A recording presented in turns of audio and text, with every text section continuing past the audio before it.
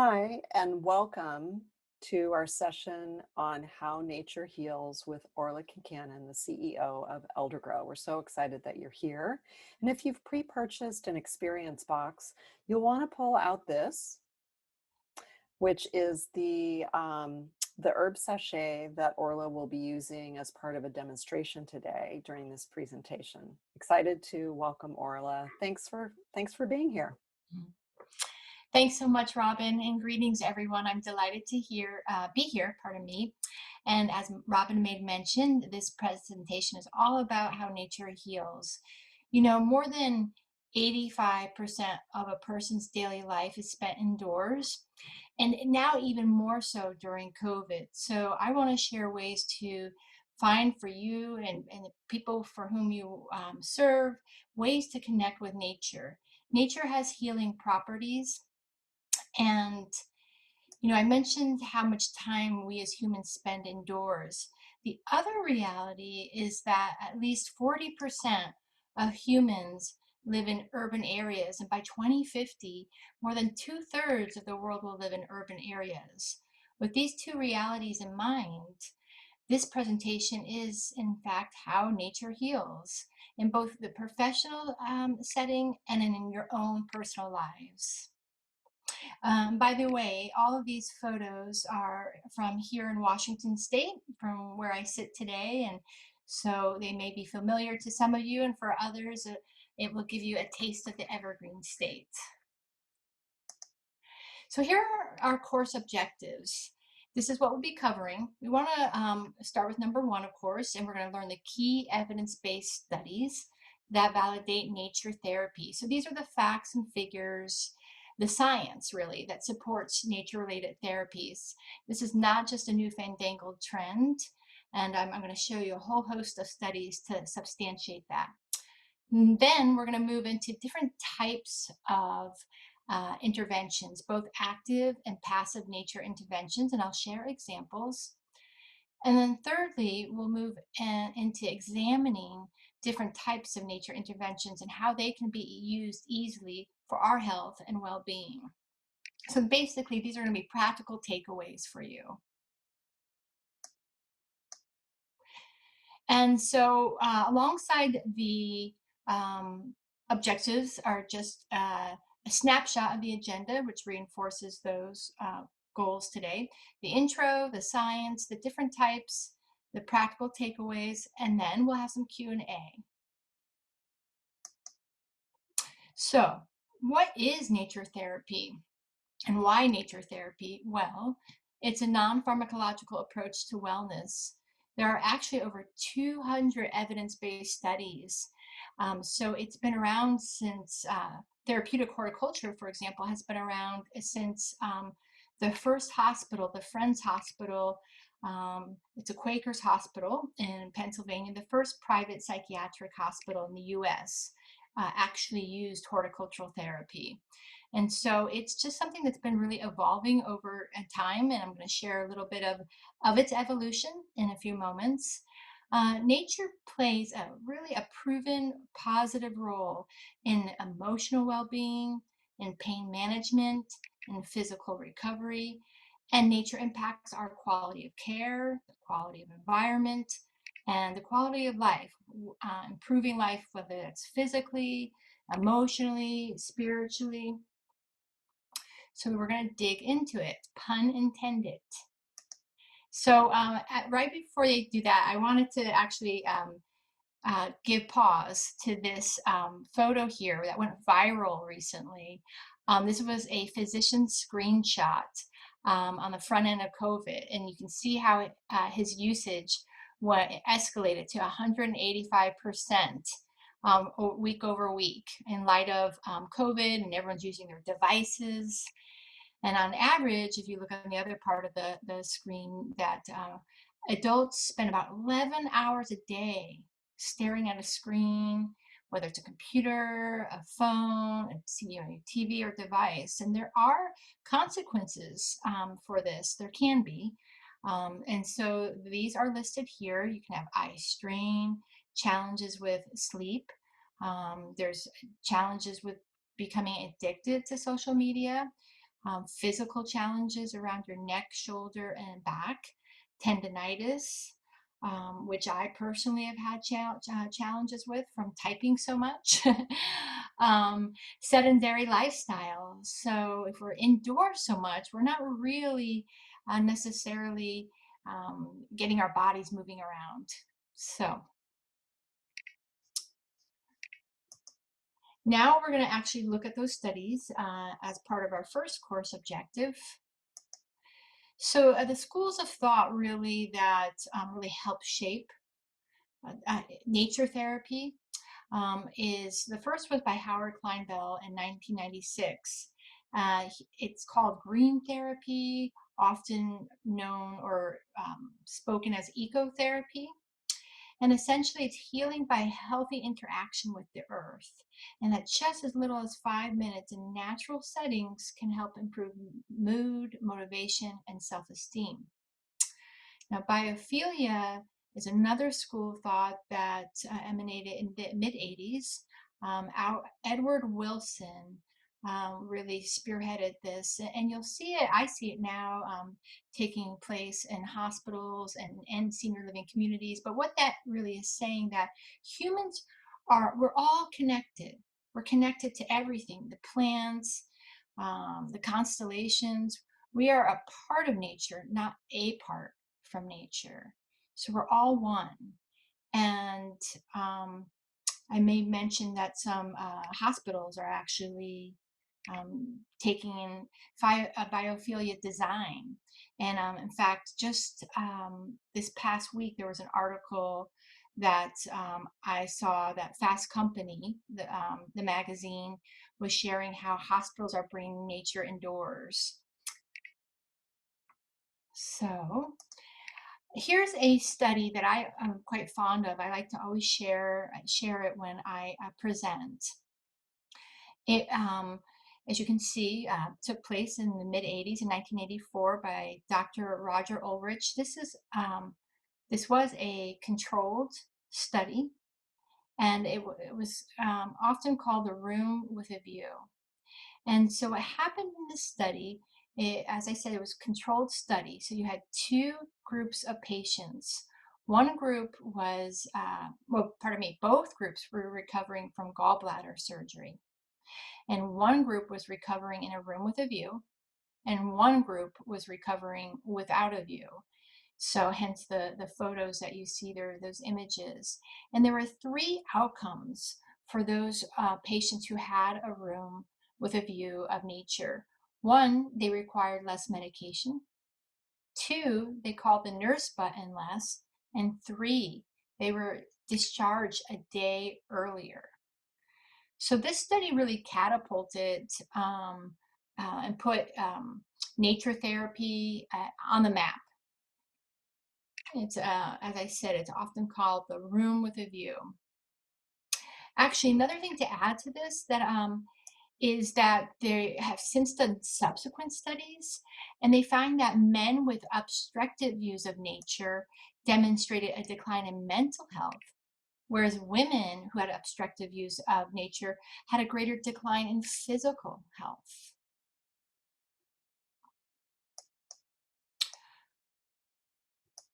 More studies. So why is that? Like, what's going on here? Well, it's neuroscience research suggests that nature experience play a positive distraction that help a person refocus their attention. Focusing on positive distractions help increase our pain tolerances and helps to improve our coping and healing strategies. So imagine if you look at these images before you, you can see on the left, obviously phones are distractions, but are they grounding ones? Do they really reset and calibrate you? Or if you were to look outside the window and see a bird at your bird feeder or on a nearby tree, that's going to really give you a different type of distraction than the text message you just got. So we're going to talk about different health ailments and the different types of nature therapy that studies have taken place around. So for depression, there was this study All the studies are on noted, by the way, on the slide, so you can see them there, all the sources. So this one took place in 2010 at NYU School of Medicine. And this study spoke to how patients with clinical depression who participated in routine therapeutic gardening activities, they found that there was a reduction of depression, improved attention capacity, and that these benefits lasted up to 3 months after the horticultural therapy program ended.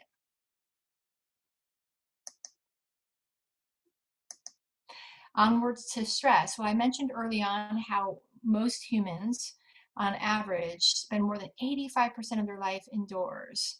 So what can we do around that? This study came out in 2015, the Journal of Physiological Anthropology, and talked about indoor plants. So indoor plants have been shown to help increase job satisfaction in office workers, helps to reduce psychological stress, improve mood, and enhance your cognitive health.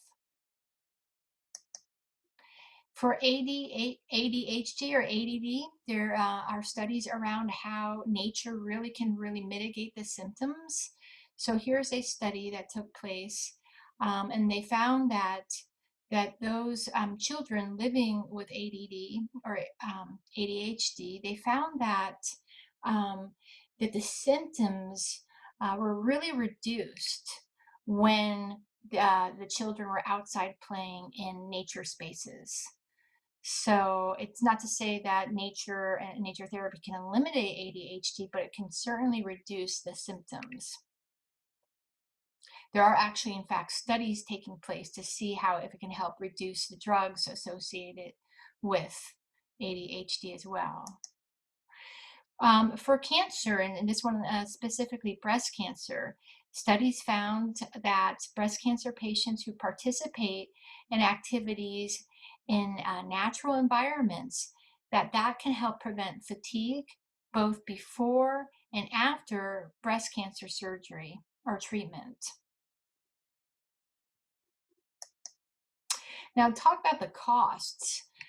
So this is another study, but this is actually focusing, as I mentioned, on costs. And this is an old study, but I like to share it. This is studies from 1998, but I just think it's fascinating that such an old study showed how at that time, the study showed that $2,200 reduction in average healthcare charges per adult for those who had been sedentary but became active. So it really can help with our increasing healthcare costs. This particular study was rooted in outdoor gardens and the impact and the behavior and mood of nursing home residents who pace. So we'll focus on that area of healthcare, um, elders and senior living, which is my area of focus. And so this data here has always to this day really, I still to this day find it staggering. So gardening may be a preventative measure to help reduce the onset of dementia, and that daily gardening was found to reduce the risk factors for dementia by 36%. So each time I read that, I'm still like, wow, it's so definitive. It's non-pharmacological, and I dug deeper, trying to figure out why, because I was fascinated, and I researched more. And so it says that daily gardening can help reduce the risk factors. And so the risk factors that they're speaking to are um, one are falls. So having a severe fall can bring on the onset of dementia later in life. And the other risk factor that daily gardening helps to improve is depression. Depression can also bring a harbinger and bring on the onset of dementia. And so that's where these figures come from. That's what's behind that report. And this actually, a lot of these reports come from University of Washington, by the way, the studies that you can see there on the screen. But there's fascinating research local here in Washington State, local to me, that is. Now, here are new systematic reviews. This one is from just last year in 2019. And so according to the Gerontological Society of America, after having done a systematic review of a whole bunch of studies, they found that indoor gardening in senior living helps to slow down the cognitive decline in senior living residents with dementia. Secondly, it helps to improve their weight. And thirdly, it helps to improve quality and quantity of resident sleep. And we're nearing the end of the studies, but here's one I think is really relevant to today's time and the challenges that we have. So around COVID and social isolation and certainly elders living in senior living spaces. So there's issues around loneliness. And so therapeutic horticulture, according to a systematic review last year from the Aging and Mental Health, was shown as one of the most successful interventions for decreasing loneliness in senior living. And loneliness, there's some data points around loneliness and how that impacts the senior living space. So it helps loneliness, pardon me, I give pause. I'm going to come back to something in a second, but we'll just finish off the bottom half of the slide. So loneliness affects quite a few, almost half the residents, 40% of residents in senior living. And it's higher among adults in senior living as opposed to those living outside in the community. And then finally, there are greater health issues and healthcare costs associated with loneliness.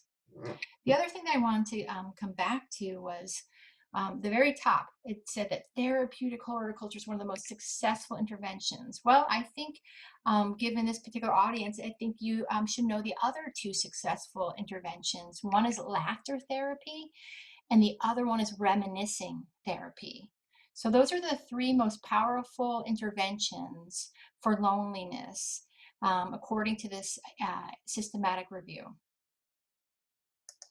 Now we're going to dive into actual nature interventions. So I want to everyone to have a look here and see the different types of nature interventions, just because this really will help conceptualize and give you a strong understanding of the different types of therapies available to us. There are active nature interventions, as shown in the left column, and then on the right, passive. And it's pretty straightforward. Active are physical interactions with real forms of nature, and examples are indoor gardening, horticultural therapy, animal-assisted therapy, and virtual reality. And so some might wonder about that virtual reality. Well, you can do a virtual reality setting in a forest, and those are supposed to be very impactful. Passive interventions on the right are, as you probably might guess, are more observational. So there's our visual or observational interactions. They're often simulated. So examples are those indoor plants, nature corridors. So sometimes in senior living, for example, you'll see murals and nature scenery in hallways, indoor gardens.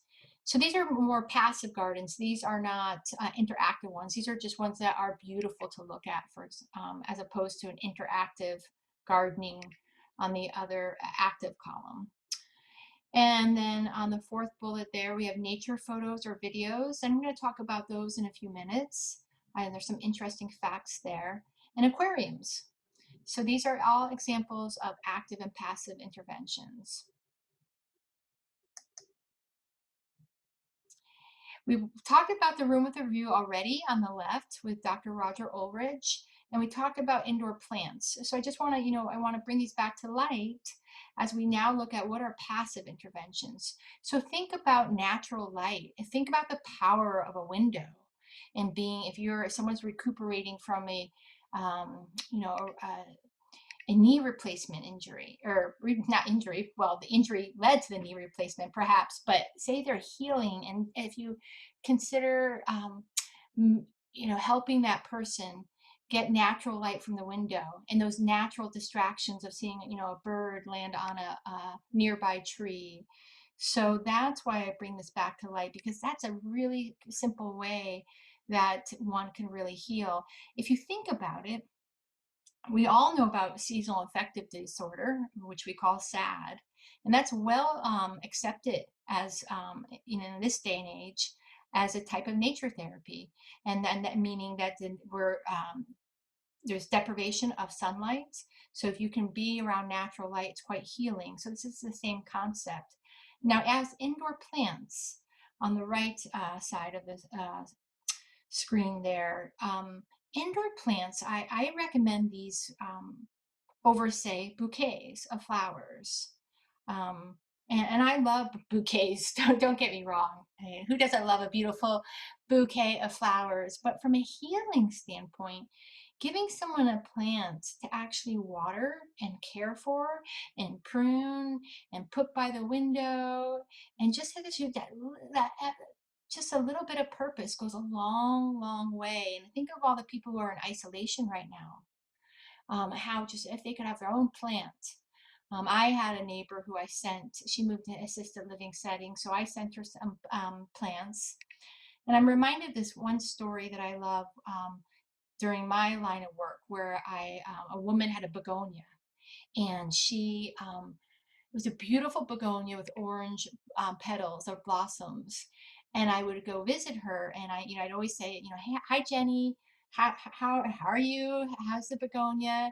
And one day she whispered to me, she said, I love it so much. Sometimes I kiss it. So they can be, it's really can fill someone's spirits. Now, on continued passive interventions, I really like this slide here. Because I think these are really accessible and I want to share them with you. So on the left, these are monitors. The left is a visual of, say, a nature documentary or a nature film, okay? And on the right is meant to convey a live bird cam. So you could go to Cornell Lab and they have any number of live bird cams 24/7. And for those people who right now might be in isolation or whenever, it's just something that's engaging to see the birds visit the bird feeder. And I mentioned it to a friend who is a dementia expert, and she's talked about the not live bird, the live panda cam. She was all telling me about panda cams. I happen to love birds, so I didn't know about pandas, but there's everything, ostriches. And so these are free, they're accessible, and you can just turn them on, so I encourage people to consider these as tools. And now on the left, back to that nature film, that nature documentary, these are been shown to help reduce stress. And at one study that I read, I found what was riveting, that because I work in the senior living space, is that this study found that nature films and nature documentaries were more soothing than a period piece, like, say, just Gone with the Wind, just for example. Many years ago when I used to work in senior living communities, those films are played a lot, and I think they certainly hold a place. They can provide really good, rich entertainment. But if we are riddled with stress right now, I would lean towards the nature films. Now we're going to move over to active nature interventions. And these on here are, well, you can have a look-see. You've got, these are some fun ones here. You have chickens, which is indeed a type of therapy that does in fact work. So we have someone on my team at Eldergrow actually has chickens, and she said they're quite like dogs. They cluck at her and they want their hind legs rubbed. But when I talk about it in the healthcare space, one thing that's really neat about chickens is they actually are quite entertaining creatures. But I found I have a colleague, or a former colleague, who started her own business called Rent a Hen. Now, this is across the United States. Um, and she found that they work really well in the healthcare setting because it inspired people to get dressed and go outside and get out of bed and get natural sunlight and socialize. This was a senior living community specifically, but they wanted to watch and see their chickens. And it became like a bit of a social hour, and inspire people to get dressed. And that's what plants can do. They can do the same thing. Imagine if a bloom on a geranium is just about to open. When I worked at a community, I came in, this is early on the days of Elder Grow, and the nurse, when I walked in, she said, "Oh, are you the plant lady?" And I said, "Well, yes, I suppose I am." And she said, "I just want to let you know they study the gardens like art. They just look at it, they stare at it for so long." Because she had a window in her office that went out to the hallway, and she could see from her office and her desk how residents were coming by to look at the garden. So that's part of me. Oops, my clicker is going a little bit fast. So now we're going to go into therapies that you can actually do or consider or just learn about. Forest bathing. So some of you may have heard this already. It's becoming increasingly more popular. It's a Japanese practice known as Shinrin Yoku. And as you can tell, evolved in Japan, but then it started becoming popular in Europe. And it's now even often offered, pardon me, here in the States. And people are actually getting certified to help people do forest bathing. And what it means is we really want to try to go back into nature, and we want to reduce our blood pressure, our heart rates, our stress. And it's really about sensory stimulation. It's not about actually taking a bath in nature, but rather it's about becoming immersed in nature, and feeling the forest with every sense, not just a walk in the forest, but smelling and touching, and the auditory component. Imagine hearing the birds singing, or the wind rustling the leaves. There's so many ways that you can hear nature in a forest or a similar type of setting. These um, forest bathing specialists, they they are they can guide people. I liken it to yoga. Pardon me, now I'm using the Japanese word like yoga. I liken it to that. So and it's been shown to help improve mood, lower cortisol levels, lower depression in adults, fight off infection, and finally reduce inflammation. This is a slide here that I wanted to share, and some of you may have seen it. It was actually on social media, it went viral. It was here in Washington State, and it was about 5 years ago. But it was about this gentleman, Ed, who lived in an adult family home.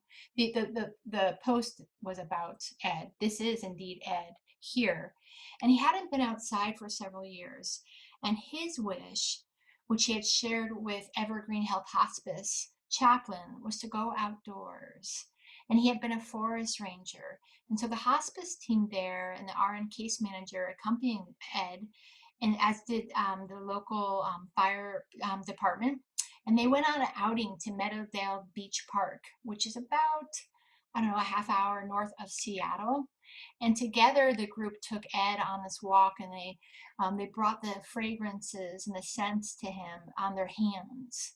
And that's what you're seeing in this photo. And he was just thrilled. This was a really, it's a moving experience. And I want to share the power of nature in all ages and chapters of life. On to a little bit lighter, we talked about animal-assisted therapy already, so I won't touch on these too long, but I wanted to, there is equine therapy. So equine therapy, many people obviously are not about to get on a horse and go galloping, but horses are intuitive creatures, and what you can do, and many equine therapy agencies provide, is the opportunity to brush a horse, and that became quite soothing. And on the bottom right is a nonprofit called Bunnies in Baskets, and they bring socialized bunnies for seniors and many types of people, many folks to embrace and pet. We already did the chicken therapy, so we won't go through that one again. I want to now touch on therapeutic horticulture. So this is my area of focus, and what it means is to really use plants to improve one's quality of mind, body, and spirit. That's one of our educators working with a gentleman and getting the hands in the soil. And soil has been shown to, for example, just soil has been shown to release serotonin in the brain. And you don't even need to be touching it. It's the particulates in the air and just being around it. It's so powerful. Horticultural therapy has been shown to improve mood, improve motor skills, improve memory, helps even balance hormones. And there are those studies I mentioned earlier on in today's presentation about how frequent gardening has been shown to reduce the risk factors for dementia by 36%. You see, I'm quite fond of that data point. Here's some things we've been doing during COVID. That's what's the nice things about nature. Nature has not left us during COVID, and in this case, it's indoors. But we're told by some of our clients how the gardens have really provided a sanctuary, something to care for, something to sit by. And those are some of the quotes that our customers are sharing with us around the Elder Grow Garden. Now on to the why. I mentioned two reasons why, and I want you to look at the slide while I refresh your memory on one of the whys. And look at this one and see if you can figure out a theme here, please. And I want to refresh your memory as to why is gardening so powerful. Well, one, as I mentioned earlier, is one that it helps to prevent falls because you're working on your core and your balance. And two, it helps to improve depression. Now here, I wonder if you've been able to figure out a theme here. If you start from the top left, you have touch. And then the top right, you have taste. And then the bottom right, you have sound and socialization. And then sight and then scent. So, it's one therapy that ignites and engages all five senses. It's actually a formal practice, American Horticultural Therapy Association. These are the 6 wellness goals set forth by this association. These are what all horticultural therapists strive towards when they're working with their clients: igniting the senses, using motor skills, cognitive stimulation, socialization, creative expression, and spatial awareness. Some people wonder sometimes what spatial awareness is, and so that's if there's a challenge around, say, depth perception.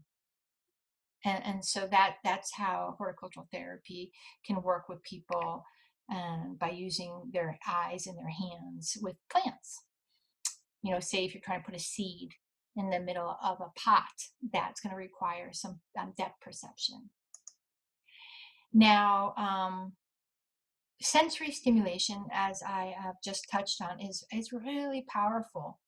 A whole host of studies, the National Institute on Aging, as you can see in the bottom of the screen, had a report, and they released these facts that I share with you now: that scent can elevate mood by 40%, and that scent encourages reminiscing. It helps to improve mood, socialization, and participation. And that the touch or tactile stimulation helps to improve memory. And the last one I want to draw your attention to, the last bullet there, is something to give pause to around the isolation that many of us are experiencing because of COVID. And that is that unaddressed sensory impairments can actually increase feelings of isolation and depression. I'm going to break away and do a demo in just a second, but I just wanted to talk about um, different types of, I wanted to show that woman with her foot bath. That is a lavender foot bath. So there's just so many different ways. We talk about touch and scent, and then I'm going to do right after this slide, I'm going to break away and give you a live demo. But I want to see if I can show you this video here. Oops, pardon me. And um, let's see here. I think with my view setting, I might not be able to do it, but the good news is that I am going to give you a live demo. So hang tight, and I'm going to change the screen setting, or actually it's going to get adjusted. So I'm not going to break away. My apologies. I realize we have a savvy setup here that I'm going to leave it without pausing, but I'm going to show you a couple things right now. And if you recall in your experience box, for those of you who got that, there is an herb sachet that we created for you. And because, you know, the scent is so powerful, and we wanted you to have a touch of that. That wasn't meant to be a pun, but that kind of goes along with the sensory stimulation. And so it looks like this, okay? And so this is from us to you, and we appreciate all that you do. And in this has lavender, local lavender actually from Washington State, as well as rosemary. These are among my very favorite herbs, and I love the way they smell. And so you can see there actually some points there on your little card that it came with, and that lavender helps to treat anxiety, insomnia, and restlessness and headaches. And rosemary improves memory and concentration. So you want to you either can use these for you yourself, or perhaps in your line of work, whatever you prefer. But I at least suggest, if you're going to use it for work, that you try it yourself first and see if that just kind of sets things straight just ever so slightly in the right direction. Another thing I wanted to share with you, in addition to that experience, I want to show you this technique that any of you can do easily with an herb plant. And this is what we do. I brought this, have this herb for you today. And this is actually a Vicks plant, as in Vicks Vapor Rub. It's truly known as Vicks plants. It's also known as Cuban oregano, and just so soft. It's like soft as a bunny's ears. It's got a slight little fuzz.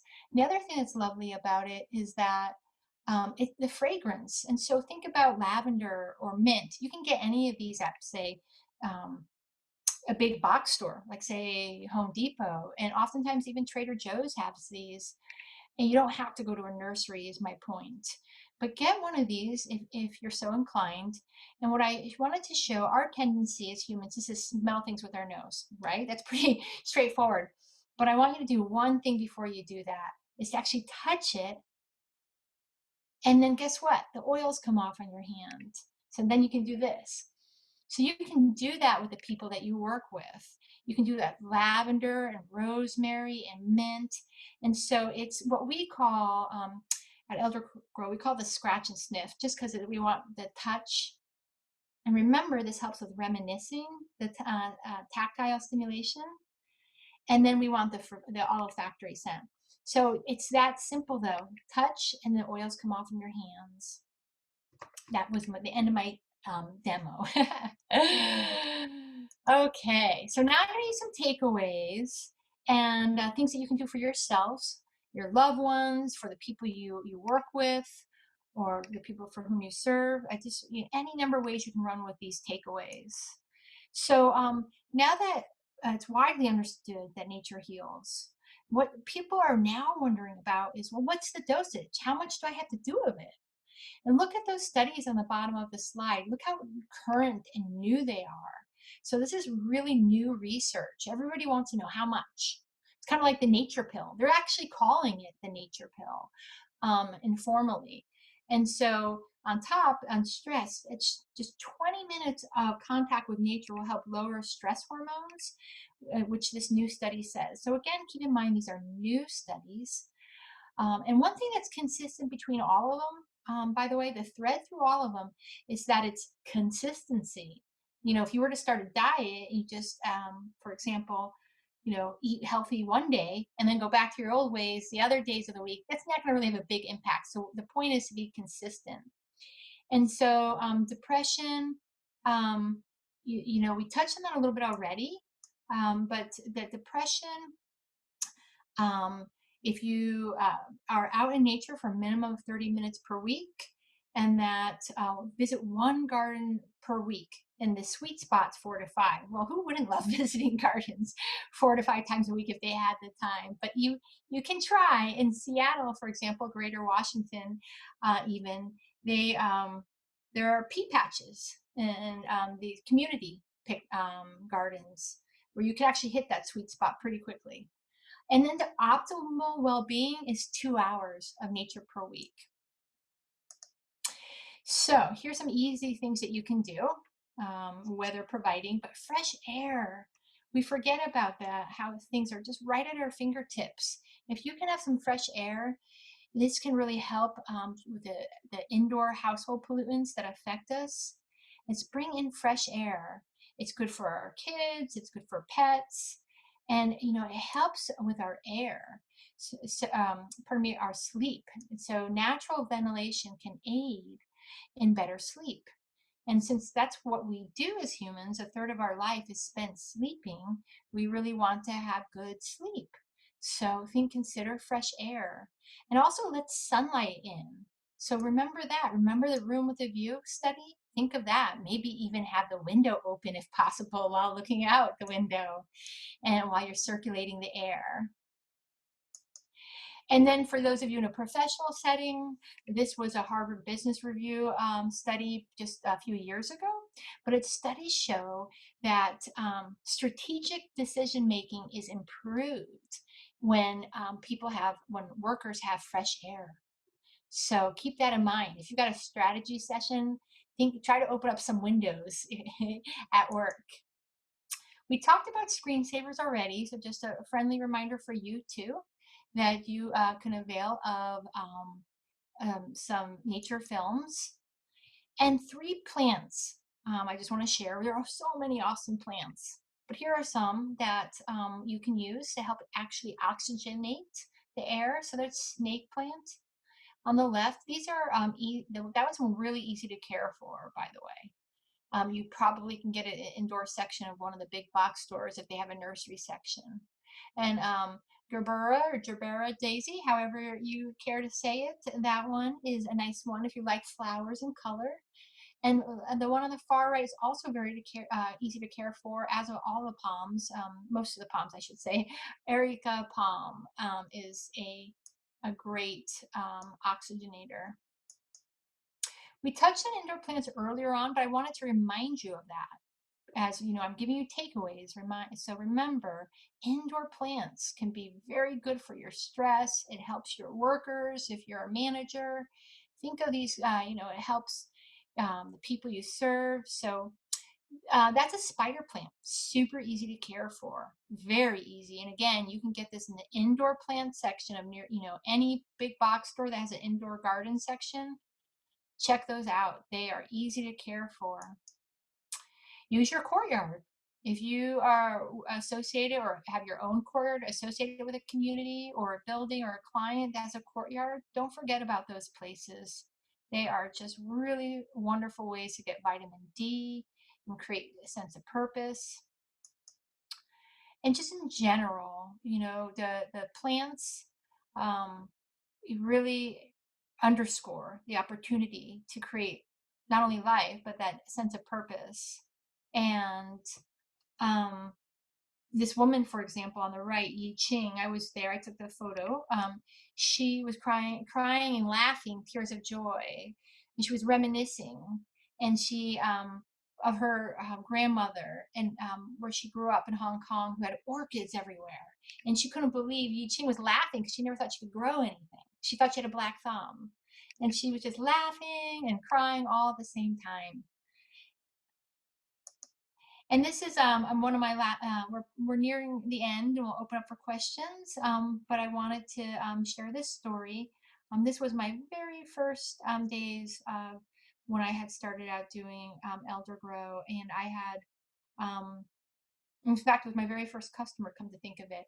And I had wrapped up a spider plant class. Remember, I told you how easy they are? Get a spider plant. Well, those are the baby spiders that are on the tips of those leaves. You know, they just have little baby spiders. And so we did a class on recycling. Those are water classes, water bottles cut in half. And we repotted the baby plants, spider plants, and I just happened to have some stickers on me, and I had asked the residents if they wanted to name their baby plants. And just by chance, it wasn't part of the lesson. And they said, well, they did indeed, and said, okay, I got out my pen. What would you like to call them? And these are the names that they chose for their baby plants: Life, Sweetheart, and Hope. So there was a special moment. So I just want to thank you for the opportunity to join you today, to share some takeaways, some studies, kind of just really substantiate this line of work, and open the floor to any questions that might come up. And just very grateful for the opportunity. Thanks so much. That was great, Orla. And we actually have about 15 minutes for questions. So I want to encourage people who are attending, if you want to go ahead and send any questions through the chat, that would be great. There are so many things that I would like to follow up on myself. It was a really great presentation. And one of the things that I thought was really interesting was that the differences between men and women and how they are impacted by nature therapy. And one is decreased mental, one is decreased physical. So could you tell us a little bit more about that? Do you have any more information about why men and women react differently to nature or lack of nature? Yeah, so it was a recent study, and it was that saying that the views of nature and how it impacted, as you said, women and men differently. And so men with obstructed views of nature demonstrated a decline in their mental health, whereas women had a greater decline in their physical health. And so I actually just came across that newer study, and I need to dive into it a bit more. I thought it fascinating as well, like just to see different impact between men and women. Um, and I truthfully don't know the why, Mm-hmm. but I certainly I think it's worth diving into, and I can certainly do that. I don't have the quick answer on that, though, I'm afraid. Mm-hmm. Nancy, did you have a question? Yeah, Let's unmute you. Yeah, I saw you raising your hand there. yeah. Um, because first of all, I'm a patient advocate, so I work with people all over the place, and different, whether they're in an assisted living, or they're living at home, and maybe it's an apartment, and maybe it's this. Is there a good resource to go to try to find out what would be the best suitable plant or plants for where they live, or where the plants would be going? Like, for instance, I know there's a difference between, some plants just will not tolerate, say, like a balcony. I don't know if it's the wind or what have you, but is there a good resource where people can go to really understand what would be best for them? Um, Well, there's a couple ways to answer it. First, when my line of work, I'm always wondering about plant toxicity first, in case there's any cognitive impairment. So you want to take into account plant toxicity, not just the care of the plant. And the quick way to get plant toxicity information is actually through the poison control hotline. And so that's a 1-800 number, and it actually will automatically answer in the state that your phone number is from. So if you call from a 203 Connecticut number, then you'll get the poison control hotline in Connecticut. So that's just an aside about how to consider plant toxicity. In terms of what does well indoors, as another discussion is, I almost as a rule of thumb, the plants that are in indoor nursery are not getting natural sunlight, right? They're sitting there in a with four walls around them and a roof. So think about those plants, or in the spider plants are in that area. Those ones are very easy to care for. So you want things that are low light um, for Are there indoors. are there are there any like indoor herbs? I'm just thinking about as we're heading towards winter and we're all going to be cooped in. I know I enjoyed having herbs outside on my balcony, but I'm wondering what what herbs grow well indoors and if there's anything that people have to do in order to make that successful. So you can, you can get herbs now and you can root them in your windowsill. And so the ones that do well at the windowsill, and ideally like a southwest facing window, by the way, is always the best, south and west facing for any plant that needs sun. So anywhere, southwest facing. So if you're going to root things, those are kind of fun, can be projects during the winter. You just cut off the say the mint, and that's a good one to grow indoors, and you can carry as winter projects and then plant them outdoors once the weather is better.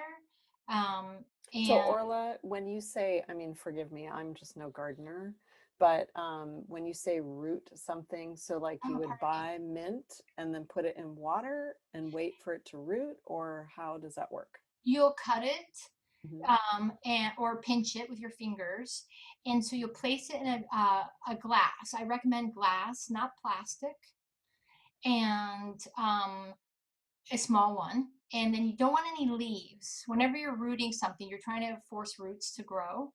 So you don't want any leaves under the water line.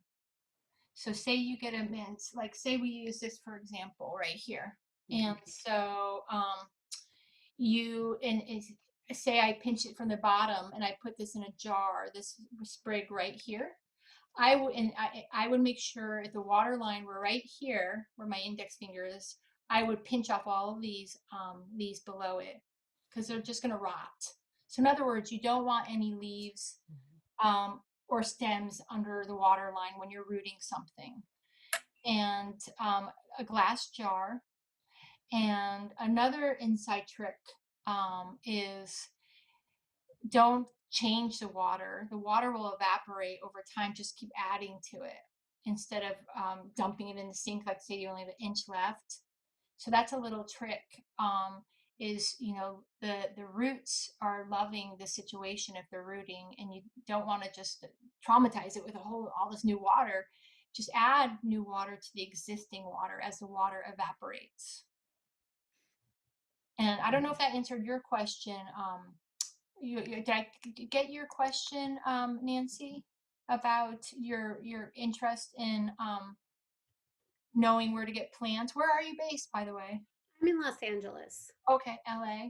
Yeah, but I actually myself live on a second floor and as a balcony, and I'm also new at this gardening thing, which I have been enjoying, but I do know that it's not easy.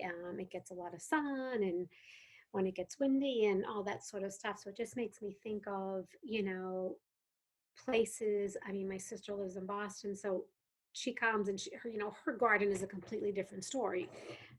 Um, she's been doing it for years, so she knows. I mean, being a newbie, I wouldn't know like where to go to start to say, okay, this is a good idea, this is a good idea, or you don't want this? So if you're starting out, I do recommend those low light plants. They're easy to grow. So that snake plant, the spider plants, they don't require a lot of care. So they're low light and they're low care. So nearly all of the plants in an indoor section are going to be easier for a new person. So I recommend those. As you heard, Southwest West is the best. You might ask or research University of California down there, the UCLA or one of the other SoCal schools. They're usually going to university and finding the one that's associated with agricultural. They're going to give you a plant list for your region, and they're going to even tell you which ones are toxic or not. In fact, so every university, every state, part of me, is going to have one school dedicated to agriculture, and that's the one that's going to be affiliated with the local, the state chapters of the master gardeners. And that's the same place where you're going to get your plant list. And in fact, your local master gardeners too are good people to ask. Great. Their mission is all about education. Mm-hmm. So it's not necessarily plant care. Their mission is about education, so they can help you too. That's great. Thank you. So I'm really curious about the difference between therapeutic horticulture and indoor gardening, because I don't think I'm clear about that. So indoor gardening is interactive. It would be planting, taking those rooted sprigs from your windowsill and putting them in a pot, because now they're ready to get potted. That's part of your winter project. So that's indoor gardening. Therapeutic horticulture, what we strive to do is really we emulate the wellness goals and focus on those as part of the process. So it's not just a mere act of gardening. We're also trying to talk about depth perception, smelling the plant, touching the plant, and encouraging reminiscing in the process. We're making sure that person has an opportunity for balance at the same time. If they're standing up, are they at a comfortable position to balance? And it's also making sure that the person is doing the planting. Sometimes a tendency is for people helping to actually do the project. And so you want that person, to the degree that they can, to do as much as they can. And there's so many different ways that can be therapeutic. One way is, maybe they don't have the mobility to actually plant the plant, but if you gave them this, for example, and asked them to squeeze the base, okay, and loosen it, if you're going to put it in a bigger pot, this is using motor skills, right? That And pinching. yeah. And then sometimes when we're going to take it out, we'll have them do the tapping. If they're very limited mobility, can you tap it, please? Or if they can't move, if they have no mobility, say, where should we put it? Giving them the creative expression. And that's part of therapeutic horticulture, is asking them, having them be the art director. So, Well, and I just want to encourage people who are attending this conference actually to follow up with Orla at the exhibitor booth and direct message her, because your whole program of indoor large scale gardens is all about kind of evaluating, right, the therapeutic results of gardening in older people, in seniors. yeah, we measure and monitor those 6 wellness goals that you saw, and I just touched on briefly a minute ago, but we document that. We also measure emotional states to see if there's improvement of mood in addition to the 6 wellness goals. So how do you measure things like that? What does that look like? It was actually a customer of ours that asked us to do that, because the understanding is that horticultural therapy helps improve mood, right? And there's a lot of studies around that. And so when we're doing it as a service, people want to know how and evidence of that. And so what we do is we do a before and after. Before our therapeutic class begins, we measure using certain measurements, the status of the participants, and then after the class, we measure the same people and their status. Are they happy, alert, or are they asleep? Mhm. Or are they agitated? Those are the types of measurements that we look for. They're observational, and you can always have the way we do it. We can either do it ourselves. We have a team of educators who actually provide the therapeutic service. Mhm. Um, they can collaborate with the staff and actually have them do it. If they know their residents or their clients better, they can actually be part of the evaluation process. It's really um, up to the community at that time. Mhm. And is this like part of the wave into the future? I know you mentioned that um, certain hospitals are looking at biophilia in terms of, bringing that in. So do you see that as a trend that we're going to increasingly see in our public spaces or? Oh yeah, absolutely. Without a doubt, and rightfully so. Yeah, yes, Fast Report was our Fast Company said that's Mhm. happening in the hospital space, as you just mentioned. One barometer that I point to is my own experience. When I set a foot about 5 years ago, there was interest and people like flowers and so on and so Mhm. forth.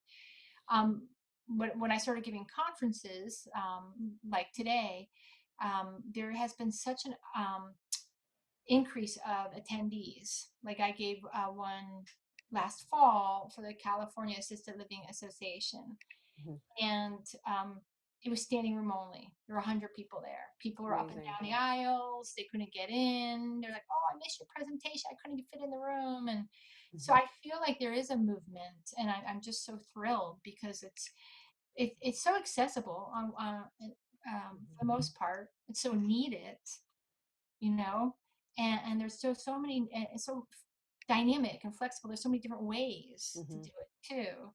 So And not in a much less expensive way yeah, to take care of her. I mean, I loved that slide about the from 1998 about decreasing yeah, medical costs by yeah, $2,200. Wow, that was kind of eye-popping. yeah. So, well, gosh, thank you so much for spending this hour with us. I learned a lot, and I know this will be of big interest to people who are attending this conference. So thank you again, Orla. Really appreciate it. Thank you for contributing to the experience boxes. And I'm going to try to grow some mint this winter. I'm gonna follow up on that. Okay. So, you know, All what is right. very reassuring to hear what you're saying in terms of like the things that you're doing and the attendance and all of that, because I grew up back east and you never were indoors. You were outside all the time. I mean, Mhm. it's just, we lived at the end of a dead end, and it was a whole reservoir.